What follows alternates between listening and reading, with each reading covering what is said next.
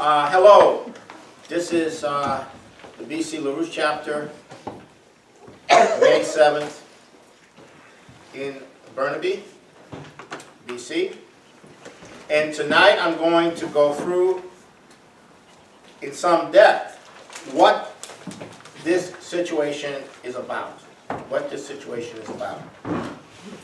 Now we've come to the point in world history where it's important for the average or even above average individual to discover what the issue is. And so I'll start with this question. Why do we have these wars going on? Is it because that is the nature of man, of human beings? Is it because we have nations and it's an easy way to get people to fight for their nations against an enemy nation? And that way people can be controlled? Are wars always going to be? Is this part of human nature? Okay? My answer is shocking. It is not part of human nature. And I'm going to tell you a story about some pyramids that were discovered not long ago in southern Peru, in the desert, in the Atacama Desert, in a place called Caral. And the discussion going on among the archaeologists and historians about why did cities come into being? Why were people happier living off the land? Were people happier living in small communities? Why did these huge cities come into being? And the theory being put forward by some of your people you suspect is that they came into cities to defend themselves against each other. And the cities, you could have a fortress, you could have a lot of people there, and now you could defend against. So the theory was that war was the driver for the building of cities. Human nature, human warlike nature, was the driver for building cities. But the problem was whenever they excavated, they could never get down low enough to the beginning of the city to discover, like in a lot of these excavations, to discover where the beginning was. And because every city was sort of part of something else before it, and before that there was something else before that. So when a discovery was made in southern Peru of these pyramids in the desert, which were about 5,000 years old, and there were a whole bunch of these pyramids put together, they said, okay, this is our opportunity to find a city that we could go all the way down to the bottom of when it was first created and see if that was the cause of why the city came into being, because of war. So they went down about 5,000 years to when the city was first being built. For approximately 1,500 years, perhaps as long as 2,000 years, there was no evidence of any weapons, any kind of evidence, paintings, art, that would indicate that there was any warlike activity going on for 1,500 or more years. So they were very perplexed. And then they found something very odd. There was water coming down from the mountains in these little streams, and they were using this to irrigate. And they discovered that they were growing cotton 5,000 years ago. They were growing cotton in this place 5,000 years ago. Why were they growing cotton 5,000 years ago? This was very perplexing. And then they discovered that the diet, the primary diet of these people living in this area was fish. It wasn't you know, sheep or whatever. It was fish. Massive quantities of fish. Yeah. Yes, in the middle of the desert. Yeah. Okay. And if you go a ways away from onto the coast of Peru, you have the richest, to this day, the richest schools of sardines, the richest schools of fish. And then they discovered that the fishermen on the coast were using nets made from the cotton. So there was a relationship between the cotton growing in exchange to make the nets for the fishermen to catch the fish. And so this was an exchange relationship that probably involved other things as well. And then they began to discover that there were all these relationships with outlying areas, going into the mountains, going in different areas.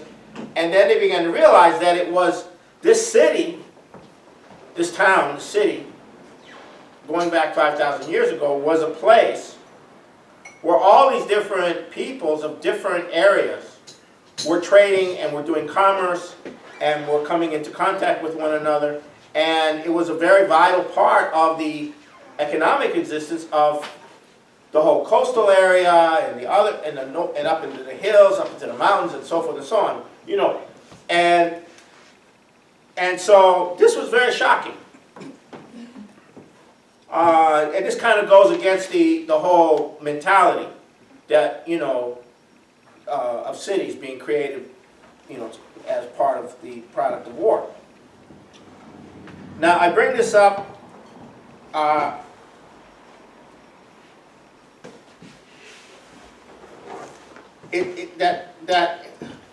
that economic development, trade,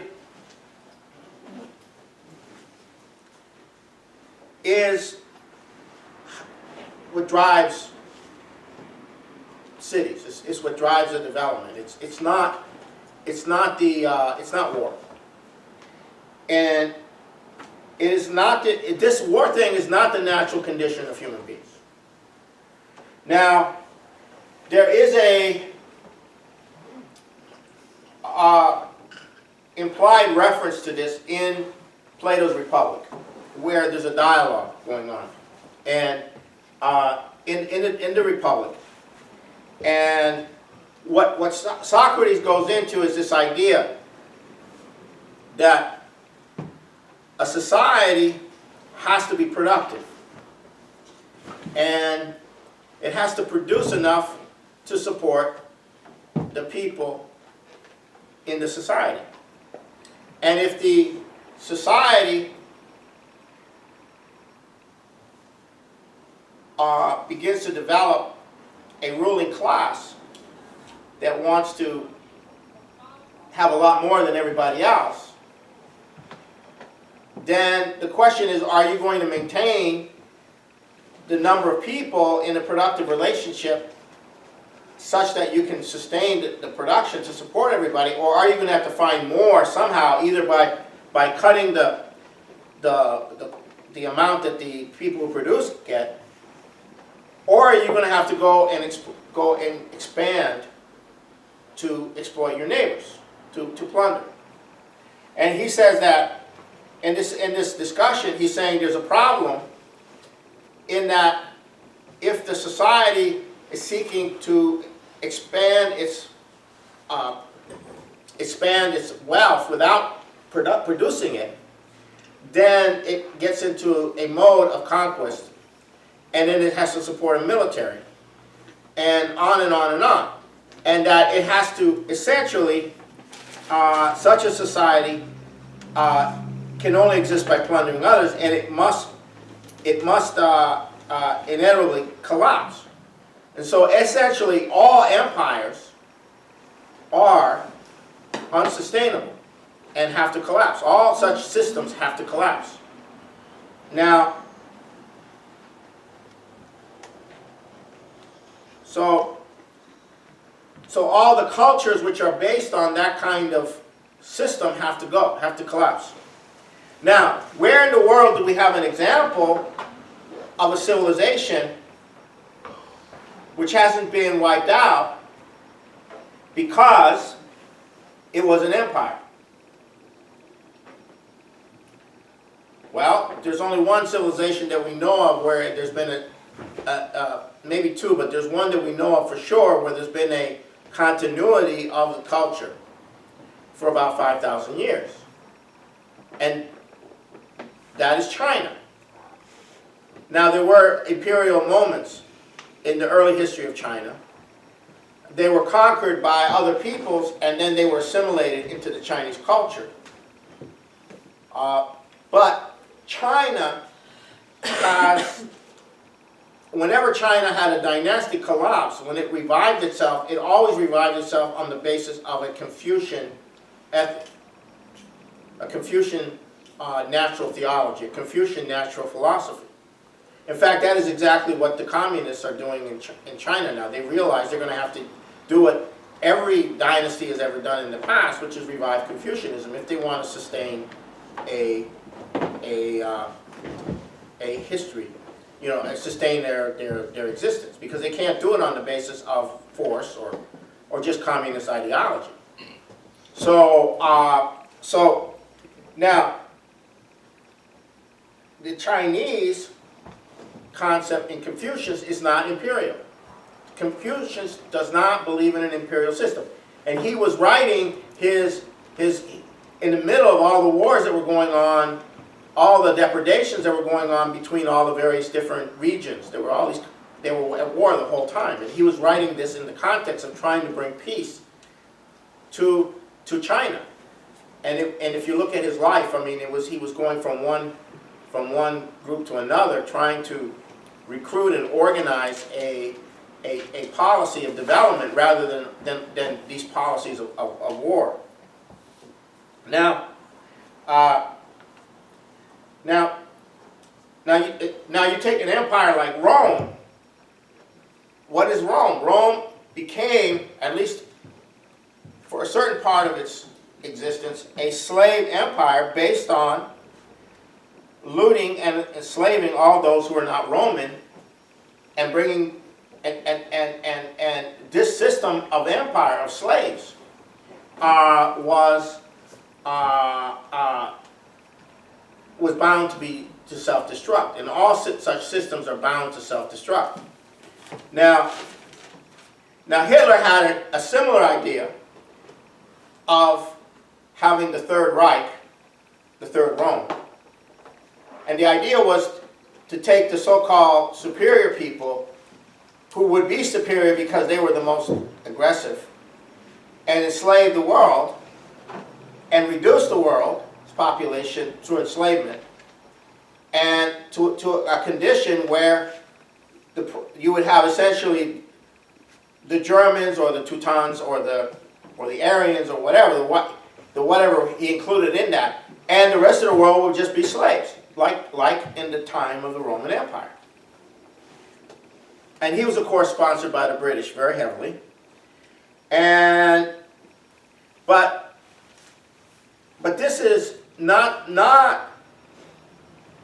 contrary to the current propaganda about the nature of man. This is not a natural or sustainable condition for human beings. And the issue of supporting one society through development and keeping the society productive as opposed to plundering is one of the key issues in whether the society has a long-term viability. Now, there's one other factor here. If you expand production, you expand population. Therefore, would it not be better to have wars and exploitation to keep the population down,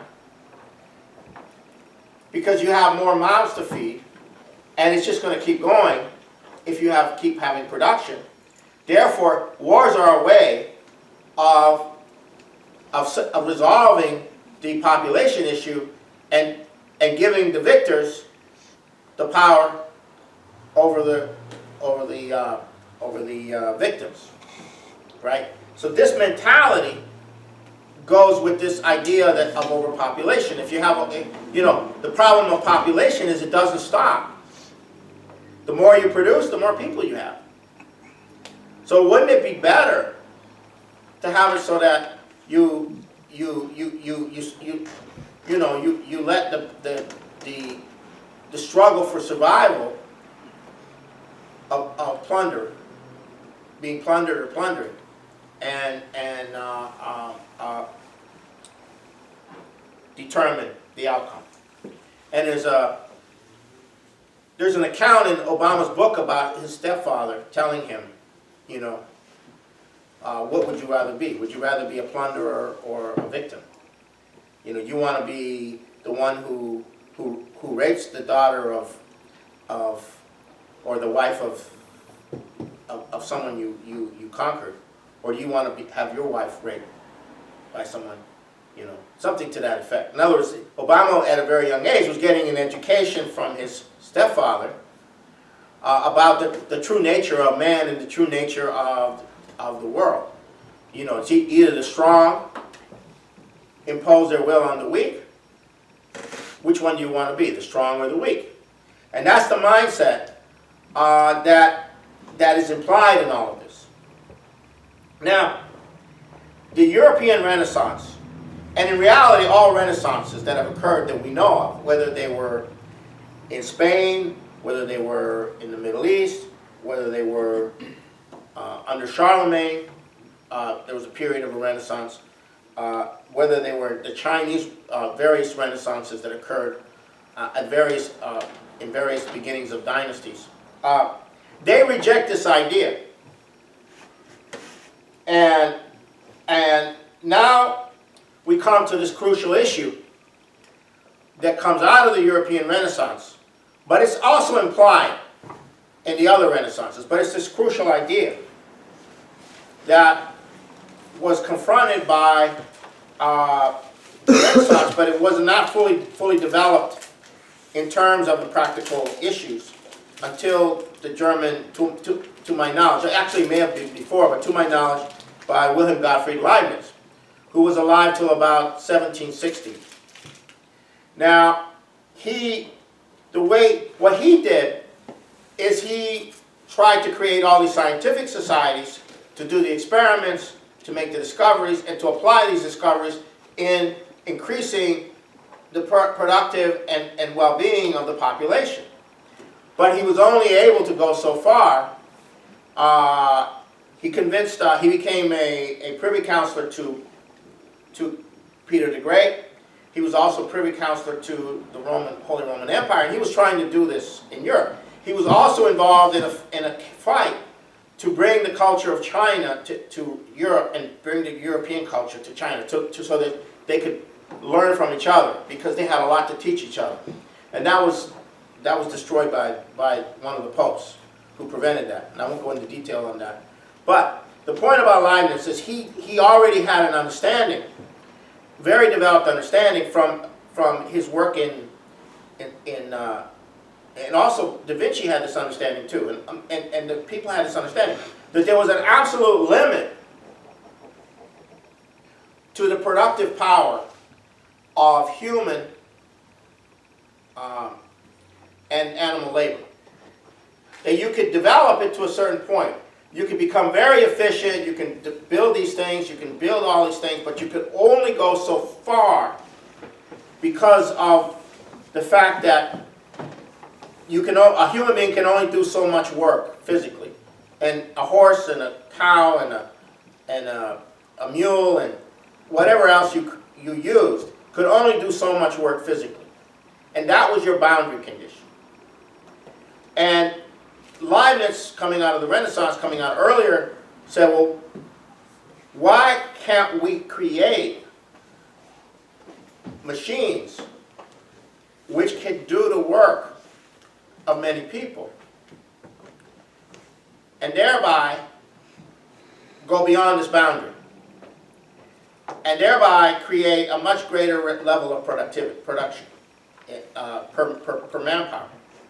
And they said, well, the idea of using a steam engine to do this was going on in the time of Leibniz, but I don't think he ever had before he died, I don't think he ever had the economic means to put it together, because it was not a simple project. It was not a simple project, because you had to have a source of coal, you had to invent the machine, and you had to have a manufacturing thing that you were going to do. And it was Benjamin Franklin, who was a Leibnizian and was in touch with the networks in Europe that continued Leibniz's work, who had the opportunity, as the colonial representative who went to Great Britain in 1757. He was a very prominent individual, influential individual in Great Britain. He managed to organize the grouping of entities that built a canal to bring the coal down to Manchester, and organized the entity that actually employed James Watt, who was a specialist in pipes, in organ pipes. And they wanted somebody who really knew how air goes in and out of pipes and stuff like that. And so Benjamin Franklin oversaw the development of the steam engine and its application, beginning of its application in Manchester in the manufacturing of cloth. Benjamin Franklin started the Industrial Revolution. Not that he originated it, but he was there, he had the influence at the time to be able to get this process going. And this was the beginning of a revolution that we know as the Industrial Revolution. And the Industrial Revolution is not a thing that starts and ends. It's a whole process of harnessing things in such a way that you actually expand the productive power of the human being. But with that, you have to have education, you have to have culture, you have to have a lot of other things. You have to have much more advanced living conditions, and so on and so forth. So it's a whole process. Now, however, at the same time that Benjamin Franklin was doing this, another entity was emerging at that time. And it had succeeded in the 7 Years' War in India, the Indian part, to consolidate control over a very large population. It was the British East India Company, and they looted that place. And they had power, like no one had, economic power and military power, like no one had ever seen, except, you know, perhaps relatively speaking, when the Romans took over, you know, really started conquering. And Benjamin Franklin was there in London, and he knew that this was coming to the colonies. And the British East India Company crowd basically was able to increasingly control the politics of of Great Britain. And he knew that the colonies were going to get and sure enough, the British crown began to come down on the colonies. And Benjamin Franklin realized that if there was going to be any hope for the future development of humanity, that the colonies would have to go independent if there was any hope for them to develop, because they were going to be crushed by this emerging empire, which became the British Empire. So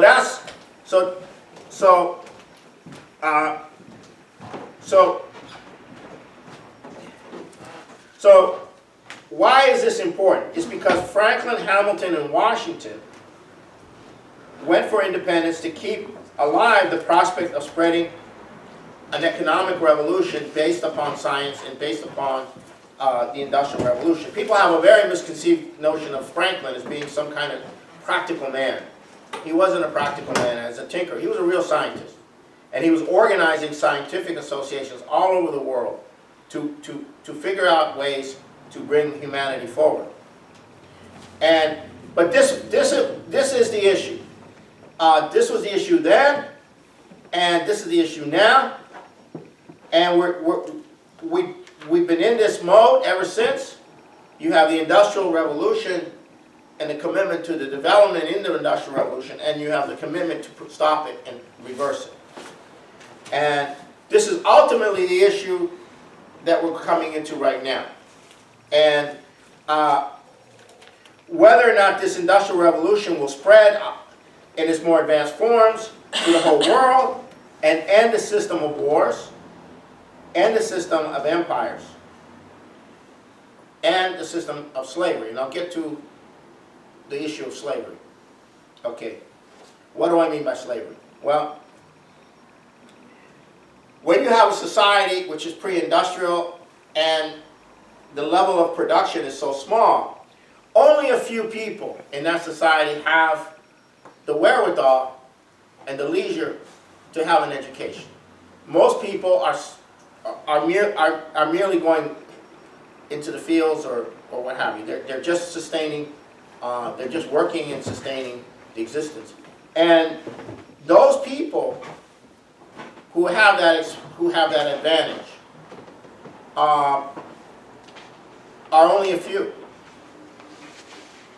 And either they accept the view that the rest of the population was destined for their condition, or they see it as a tragedy. They see the humanity in the rest of the population, but it's not developed. And the better of them would say, it's a shame. What can we do about it? But the majority would say, well, that's just the way it is. You know, you have rulers and you have, you know, what have you. And that's what I mean by a system of slavery. In India, it was a caste system. In China, it was something like a landlord system, which is a bit different. In Europe, it was a feudal system.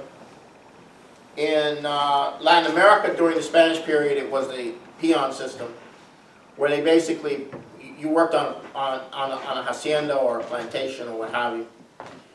And in the southern part, in the United States, it was slavery.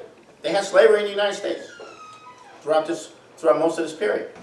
And then when they ran out of slavery, they came back with a form of an apartheid system, which was similar.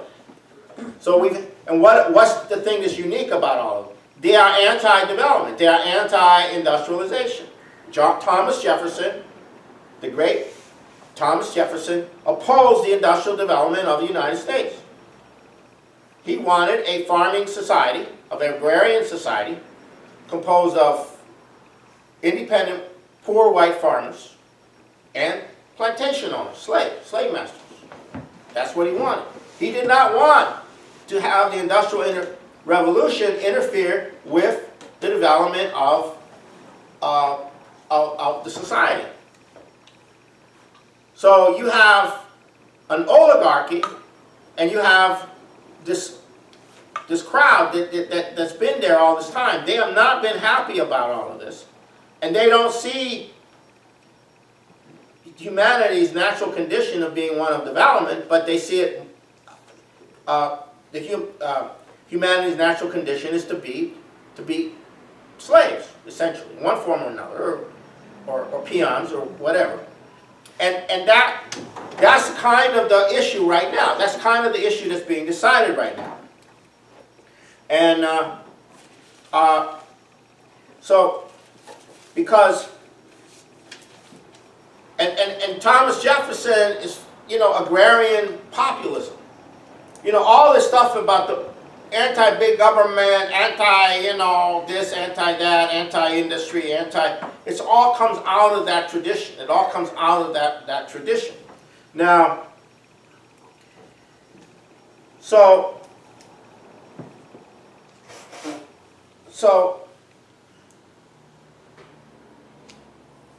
what's happening now is the Chinese, with their allies, have decided it's over. We're going to do the full industrialization of the planet.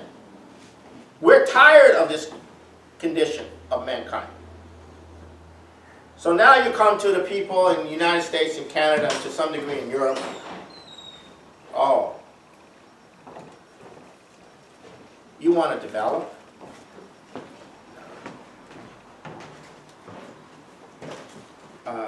you want, what is that? You want more pollution? You want more crime? You want more cities? You want more toxic wastes? And so forth and so on.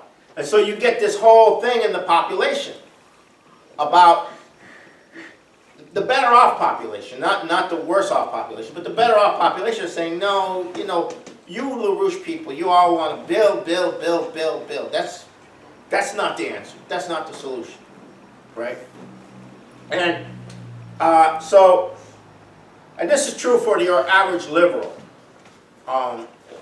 currently in the United States especially. Now, so they talk about pollution, they talk about all the problems, they talk about the mercury in the water, if they're on this side, and they talk about this and they talk about that, and you know, everybody's going to get cancer and all of that. And no, we don't want development. That's only going to make it worse. But I ask everyone here, what is the greatest pollutant to human beings on the planet?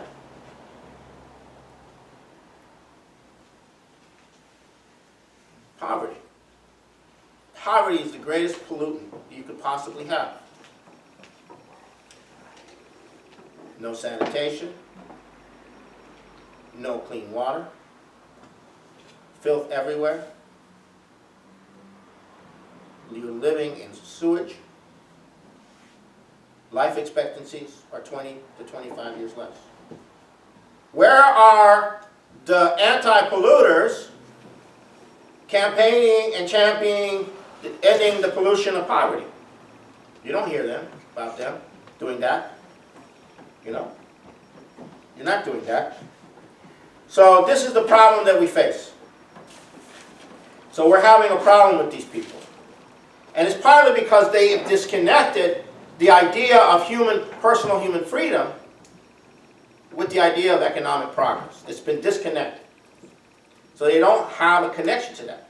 These are probably well-meaning people. These are well-meaning people. They mean well, but they don't have this connection. But during Kennedy's time and Franklin Delano Roosevelt's time in the U.S., people did have that connection.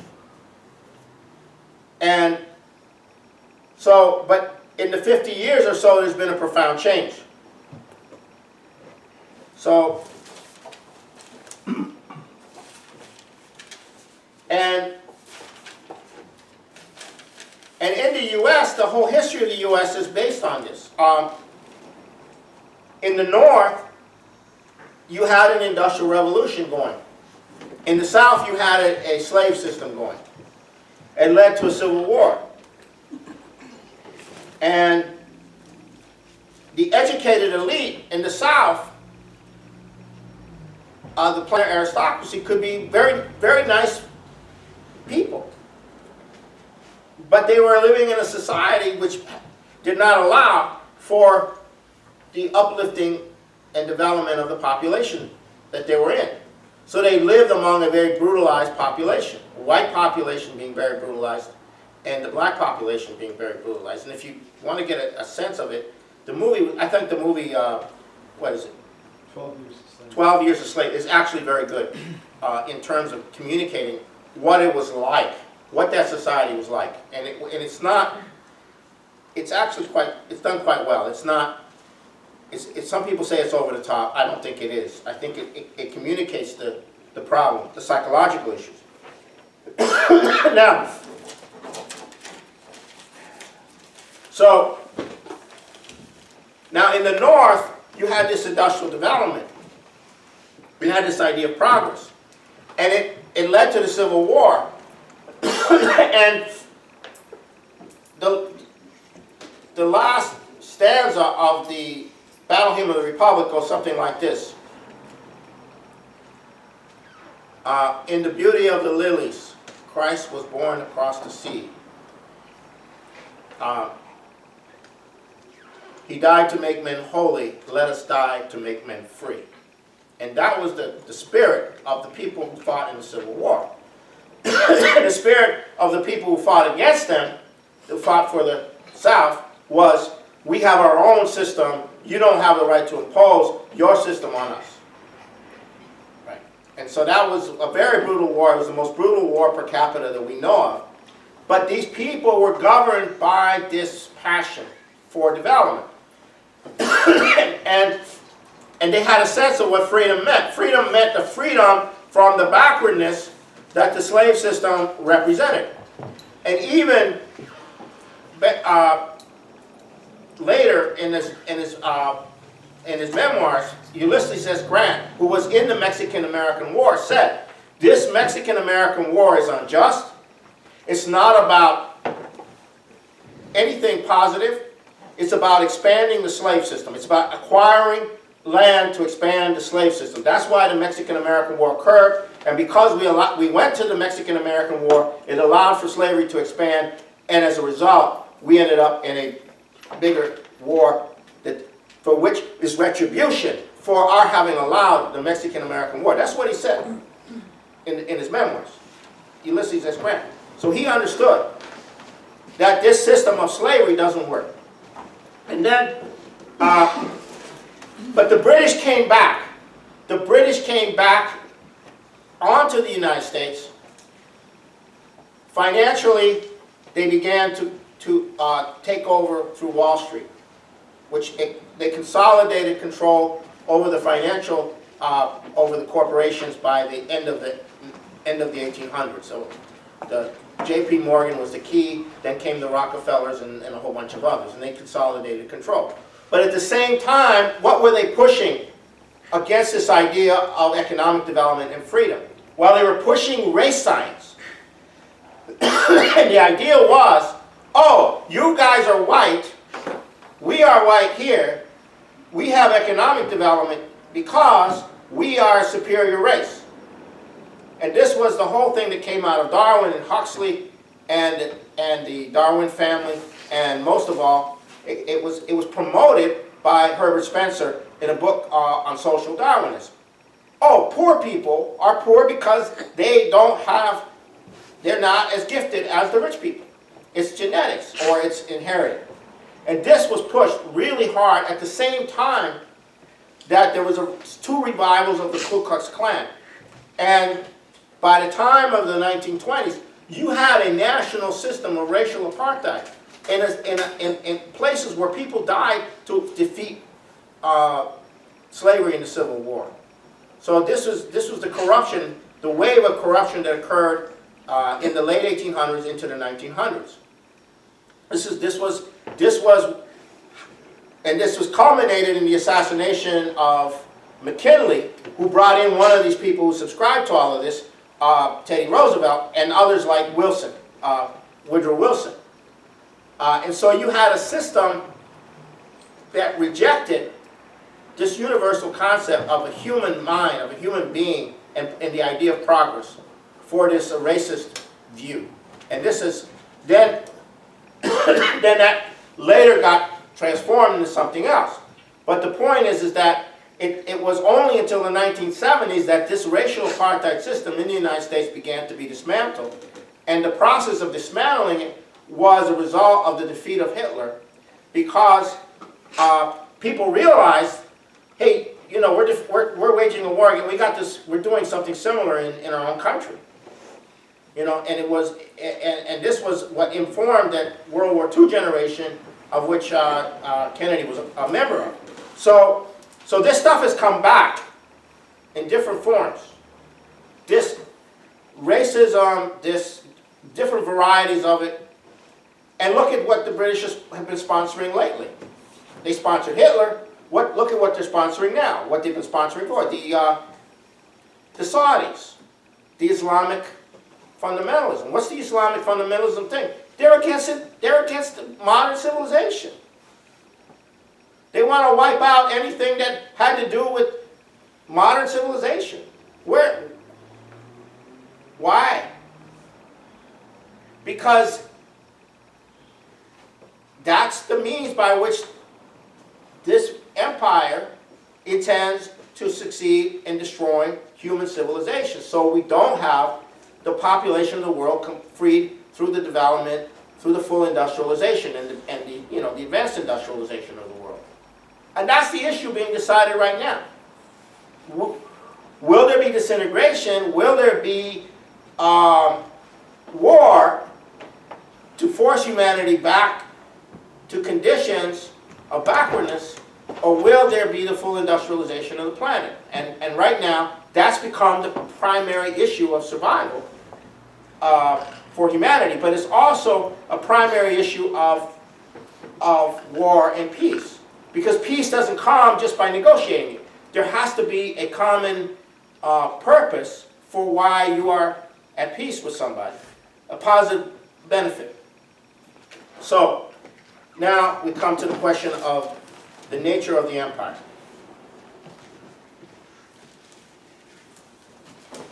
Okay. Now,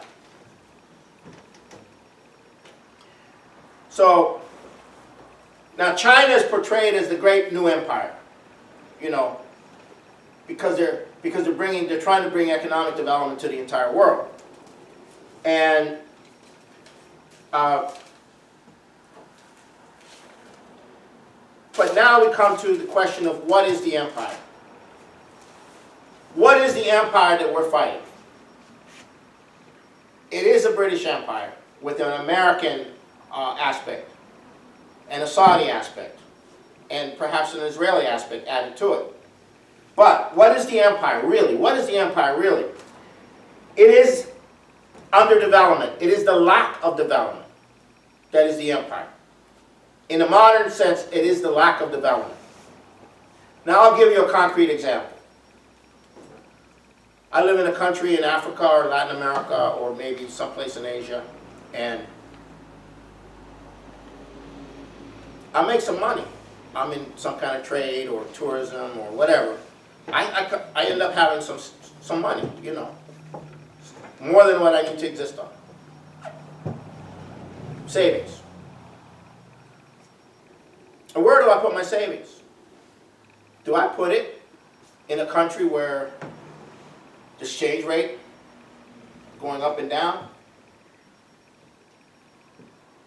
Do I put it where every month, it's unstable? And what am I going to put my money into in my country? What is there to build? Especially if it's under International Monetary Fund conditionalities.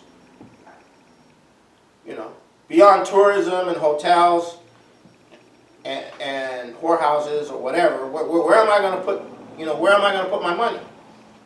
I'm going to put it offshore. I'm going to put it in an offshore bank account.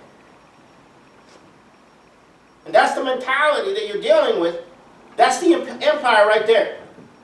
And the British, when they granted independence, they also created the offshore financial system. And for every dollar of aid any one of these third world countries has gotten, there's been $8 or $9 that's come out into the, or whatever, $4 or $5, whatever, has come out into the offshore system, the tax havens. And the Saudis represent that. Where does their money go? Right? Into the same system. So the empire is based on what? On me living in my country, basically saying, I'm living in my country, but I'm putting my money outside my country. I'm building a little bank account in Switzerland or in the offshore or in the United States. I'm sending my kids to school, etc., etc. That's the empire. Where's my allegiance? Is my allegiance to my people or to myself? That's the empire. On the deepest personal level. Yes, I love my people. But, So now let's look at the Chinese thing. Let's look at what they're doing. What are they saying? We're going to build a railway system through your country. We'll pay for it. That's not very smart. Why would the Chinese pay for a railway system to go through from Brazil to Bolivia to Peru. Because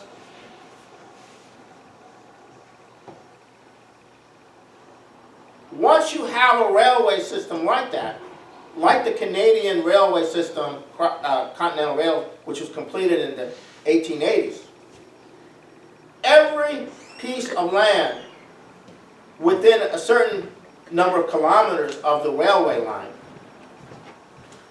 has a value. And the total value of all that land is hundreds of times what the Chinese will spend on that railway system. Or tens of times, maybe I'm exaggerating. The actual value of that land now, because you can grow crops and get the crops shipped out. You can bring in manufactured products to help your farm. You can bring in this, you can take out this. You can do mining, you can do manufacturing, and it's all along the entire. You can develop, you can have towns, you can have cities. All of that is possible. So that land has value now. It didn't have value before. So now, where are you going to put your money? It's stupid to put your money in an offshore bank account when you have a railway bill. It's a lot easier and a lot more productive for you to put your money in some kind of enterprise in your country. I know that's kind of simplistic what I'm saying, but that's kind of the principle. So development breeds further development. And so this idea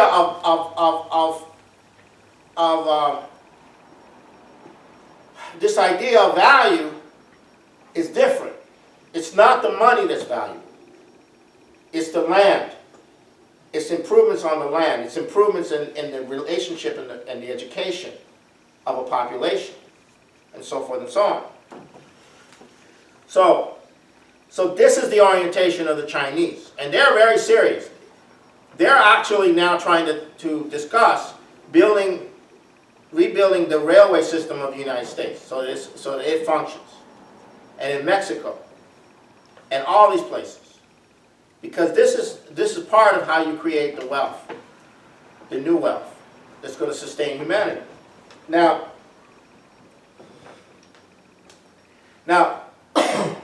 turn on the TV. You turn on. You hear this term, sustainable development.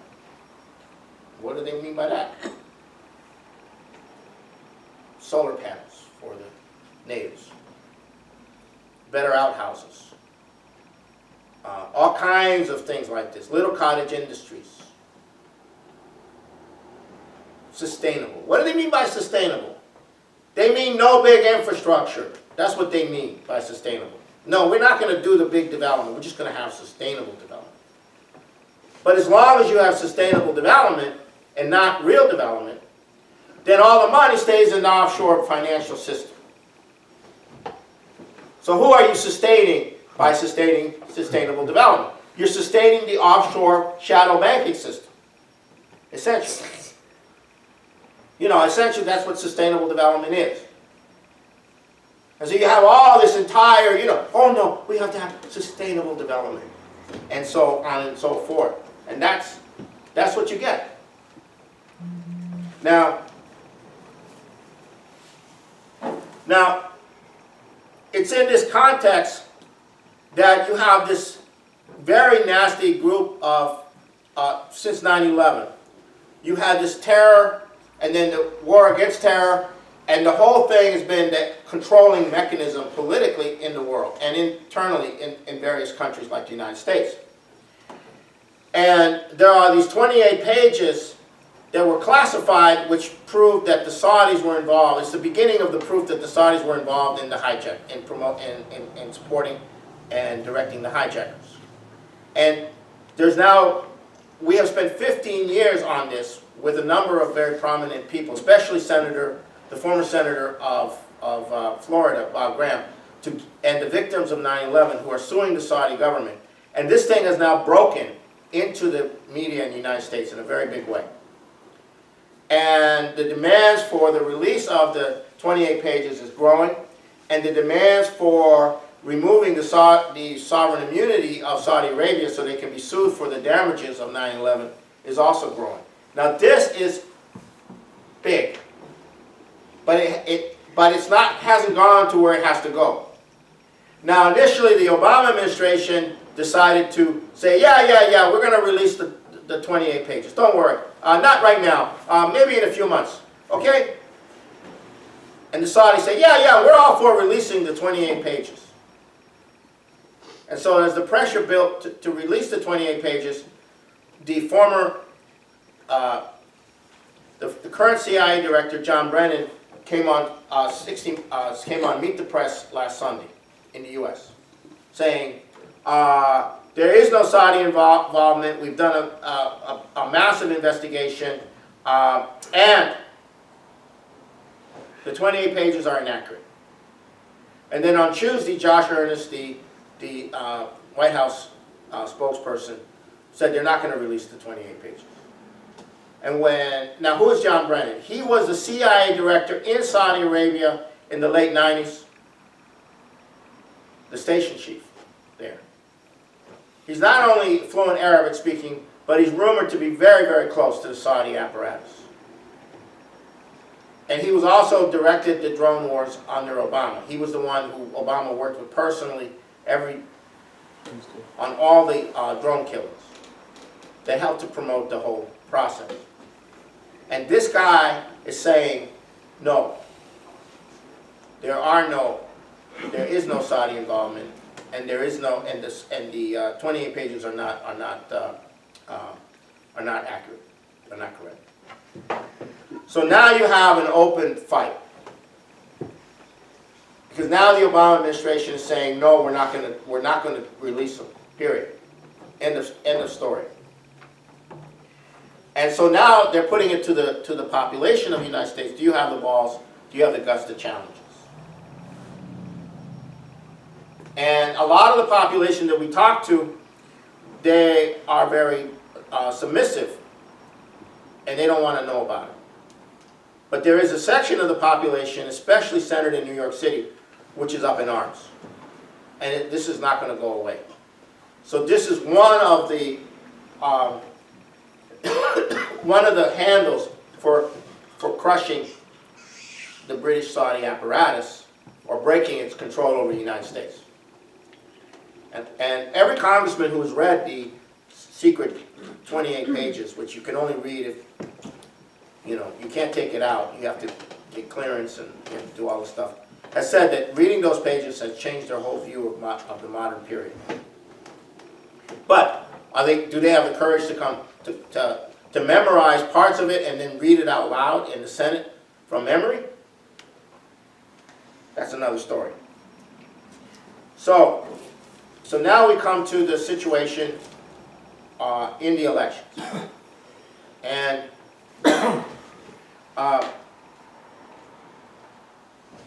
I've said this before, but the elections themselves are completely being run, in effect, by the Obama administration and by the British. Donald Trump, LaRouche was asked about Donald Trump, what do you think about Donald Trump? Are we in touch with Donald Trump? Are we preparing to give him a policy to adopt if he were to become president? And LaRouche said, nobody who's decent will have anything to do with Donald Trump. And he said that Donald Trump is part of this FBI apparatus. And that Donald Trump will soon disappear. And if not, it's because they plan to use him as a juvenile Hitler. And that Donald Trump doesn't have the guts that Hitler had. That was LaRouche's comment about Donald Trump. Now, Donald Trump comes out of the FBI, in effect, and it's the FBI which holds the string that can pull Hillary out of the election with these investigation and the emails. So who's controlling this election process? The Obama crowd. And what is the Obama crowd doing? They're going for war with Russia and China. They're in a war with Russia and China already. So you have the British crowd, through Obama, through the FBI, they're running the whole political situation inside the United States at this moment. So where is the opposition going to come from? Well, there's another individual who's coordinating a different policy. He's not an American. He's a Russian. His name is Vladimir Putin. And Vladimir Putin may have had some effect on networks inside the United States that caused the 28 issue of the 28 pages to emerge. Vladimir Putin just had this concert in Palmyra honoring, but it was on a higher level. It was on a higher. It was an affirmation of civilization against this barbarism, and that was a profound intervention, because you're dealing with barbarism in the extreme, and you have to affirm civilization, and that's the way he approached it. So Putin is not doing things in any predictable way. He is organizing all over the world. He's organizing the capitalist class, he's organizing nations, he's organizing, and with the help of the Chinese. But it's Putin who actually has a clear perception of how to do this from the standpoint of trying to, at the same time, trying to avoid a nuclear war. You know, and Syria is the Syrian situation is the Stalingrad, is the Stalingrad in this situation, like World War II. And so, so this is where we are. We have this situation developing, in which this empire is going to go down, and the issue is, can it go down without wiping out the human species? And we are going to have a world of full development. And the geniuses that are going to come out of the children that are being born now in these parts of the world, who are looking into space, or looking into the space program. In China, they're making a big deal of the space program. In India, they're making a big deal for the children of the space program. And these are the children who are going to look to a future way beyond our lives. And it's their genius which is going to create the discoveries and create the development that we're going to have in the future. And so that's the issue right now. That's the fundamental issue we're facing, is this question of this issue of slavery, this issue of economic backwardness, and the conditions of economic backwardness, and the conditions of barbarism that come with the conditions of economic backwardness. So I'm going to stop there and open it up for questions. Implied reference to this in Plato's Republic, where there's a dialogue going on, and in the Republic, and what Socrates goes into is this idea that a society has to be productive, and it has to produce enough to support the people in the society. And if the society begins to develop a ruling class that wants to have a lot more than everybody else, then the question is, are you going to maintain the number of people in a productive relationship such that you can sustain the production to support everybody, or are you going to have to find more somehow, either by cutting the amount that the people who produce get, or are you going to have to go and expand to exploit your neighbors, to plunder? And he says that in this discussion, he's saying there's a problem in that if the society is seeking to expand its wealth without producing it, then it gets into a mode of conquest, and then it has to support a military, and on and on and on. And that it has to essentially, such a society can only exist by plundering others, and it must inevitably collapse. And so essentially all empires, hello, this is the B.C. LaRouche chapter, May 7th, in Burnaby, B.C.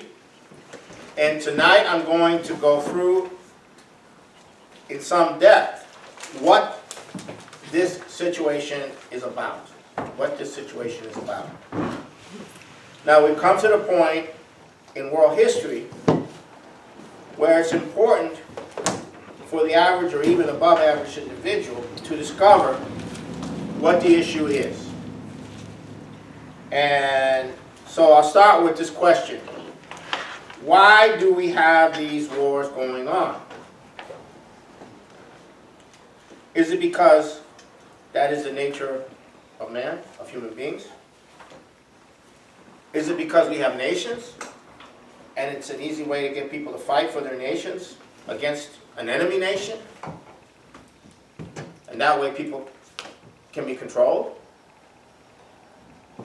Are wars always going to be? Is this part of human nature? Okay? My answer is shocking. It is not part of human nature. And I'm going to tell you a story about some pyramids that were discovered not long ago in southern Peru, in the desert, in the Atacama Desert, in a place called Caral. And the discussion going on among the archaeologists and historians about why did, perhaps as long as 2,000 years, there was no evidence of any weapons, any kind of evidence, paintings, art, that would indicate that there was any warlike activity going on for 1,500 or more years. So they were very perplexed.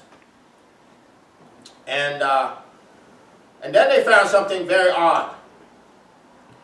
There was water coming down from the mountains in these little streams, and they were using this to irrigate.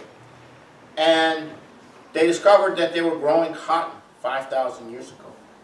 They were growing cotton in this place 5,000 years ago. Why were they growing cotton 5,000 years ago? This was very perplexing. And then they discovered that the diet, the primary diet of these people living in this area was fish. It wasn't you know, sheep or whatever. It was fish. Massive quantities of fish. Yeah. Yes, in the middle of the desert. Yeah. Okay. And if you go a ways away from onto the coast of Peru, you have the richest, to this day, the richest schools of sardines, the richest schools of fish. And then they discovered that the fishermen on the coast were using nets made from the cotton. So there was a relationship between the cotton growing in exchange to make the nets for the fishermen to catch the fish. And so this was an exchange relationship that probably involved other things as well. And then they began to discover that there were all these relationships with outlying areas, going into the mountains, going in different areas, And then they began to realize that it was this city, this town, the city, going back 5,000 years ago, was a place where all these different peoples of different areas were trading and were doing commerce and were coming into contact with one another. And it was a very vital part of the economic existence of the whole coastal area and the other, and up into the hills, up into the mountains, and so forth and so on. You know, and so this was very shocking. And this kind of goes against the whole mentality that, you know, of cities being created, you know, as part of the product of war. Now, I bring this up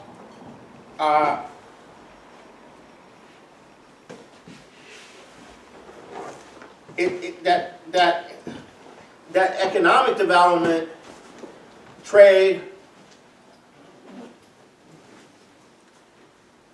is what drives cities. It's what drives the development. It's not